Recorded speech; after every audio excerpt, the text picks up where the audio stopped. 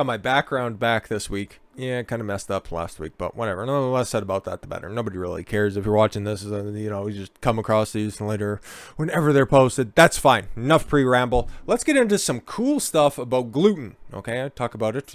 Whenever you're just designing a diet plan for yourself, you don't need to be adhering to any of these standard ones that, overwhelmingly work. If we're being completely honest, when it comes to paleo, keto, or even the old Mediterranean diet. Most of those just kind of stay away from gluten naturally, okay? And most of the more structured ones just tell you to get rid of two things from your diet, okay? Unclean dairy and gluten. Now, why is that? Because gluten's going to slow you down, okay? It doesn't affect your gut like we're going to find out here, at least from one study, okay?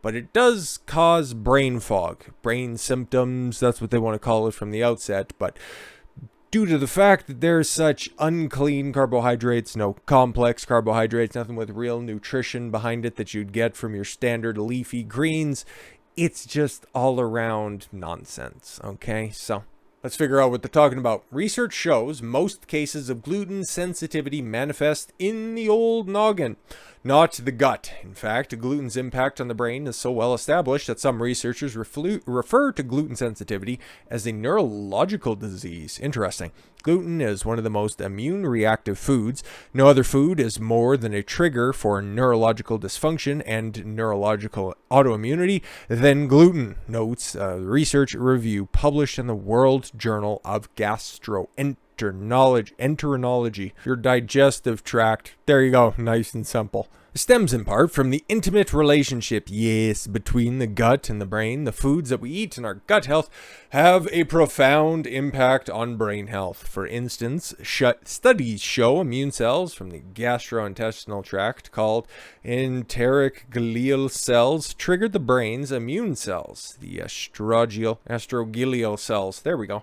Notes another review published in Science. This means gut inflammation and food sensitivities can cause brain inflammation and trigger brain autoimmunity, accelerating brain degeneration. Oh no, I wonder how much gluten's in ice cream. Oh no, that's terrible. No, just kidding. And causing a wide range of symptoms depending on the person. Symptoms can include depression. Oh, we already went over that. Brain fog, memory loss, anxiety disorders, cognitive decline, irritability, poor focus and concentration, neuromotor issues, psychiatric disorders, early hearing loss, neuropathy, dementia, and so on. Yeah, okay, because you kind of know, okay? Like, that was even a colloquial talking point from whenever I would talk to people who would eat pasta on the regular. Like, what are you, a degenerate or something? But anyways, or Italian. Again, why do I need to be redundant? People would say, oh, after you eat a big old bowl of pasta, I get some of the good gabagool. Right after you eat a big old serving of that, you end up going into a food coma. Now, what is that? You become a little bit more lackadaisical. You don't want to be doing as much. You can't quite think as straight. And I know whenever I stray off the path, okay, I'd have some gluten from time to time. Some of my videos are a little bit tougher to cut. There's a couple more cuts here and there because I can't quite think straight, okay? Not everything is on the up and up. I can't make the sentences flow as they should, even though I know what I'm saying. It's just having a tough time to translate from up here to out here. So that's sometimes what happens. So that's just my first-hand account of that, and those are some of the symptoms. And yeah, I would say brain fog. I'm not too sure about memory loss. I don't know how many Oreo cookies you'd have to be eating in order to experience that. Or is there gluten in Oreo? I don't know, man. But it's basically just your breads and refined carbohydrates, which I guess in extrapolation would include Oreos, right? But who even knows what the wafers on top are made out of? Just sugar and children's tears. Gluten causes brain problems, not gut problems. All right. Most neurological literature shows that gluten sensitivity can be primarily and at times exclusively a neurological disease, finds research review published in the Journal of Neurology, Neurosurgery, and Psychiatry. You don't have to have celiac disease to be the case. This also holds true for non-celiac gluten sensitivity. Oh yes, exactly. However, celiac disease can also be present solely as neurological symptoms. Interesting. And again, as celiac disease is one of those things that affects a really small proportion of the population. But again, just, getting rid rid of anything that contains gluten in your diet, you're mostly also getting rid of just excess carbohydrates and sugar in tow. So you're kind of killing two birds with one stone there. Not ingesting any additional gluten, which kind of wreaks havoc on anybody's body with just the increased inflammation that happens as well. And then you're also cutting out a bunch of nonsensical foodstuffs into your diet. So by just taking those little steps, you're doing a bunch of good. When either celiac disease or gluten sensitivity causes brain symptoms, a strict gluten-free diet can bring about a profound reversal of symptoms. You may also need to remove dairy from your diet. I didn't even know that was there, but again, that's normally what I would recommend. It works different from you, okay? For everybody who's out there, you might like and you just need your dairy all the time. I try to do without, as it cross-reacts with gluten, meaning the immune system mistakes dairy for gluten due to the similarity of amino acid sequences, notes the study published in Food and Nutrition Sciences. Most doctors overlook the impact of gluten on the brain. Yeah, no, they mostly just, focus on the gastrointestinal tract that's there and don't really think about what's happens between the ears. Published research and laboratory investigations have found the gastrointestinal inflammation from gluten sensitivity can lead to white matter lesions in the brain. Whoa. White matter lesions are areas of damage seen on MRIs in neurodegenerative conditions such as multiple sclerosis. Even inflammatory bowel disease has been shown to cause white matter lesions due to the gut-brain relationship or gut-brain axis. Even though research has established a link between gluten and neurological diseases, most doctors overlook this mechanism in clinical scenarios. Neurologists typically don't look at gastrointestinal mechanisms. That's very much outside of their scope of practice. That's not their expertise at all. They don't do gastrointestinal or food protein sensitivity training. Oh yes, of course, we need sensitivity training, guys. And that they don't evaluate for celiac disease. Those matters are left to gastroenterologists. That's a tough one.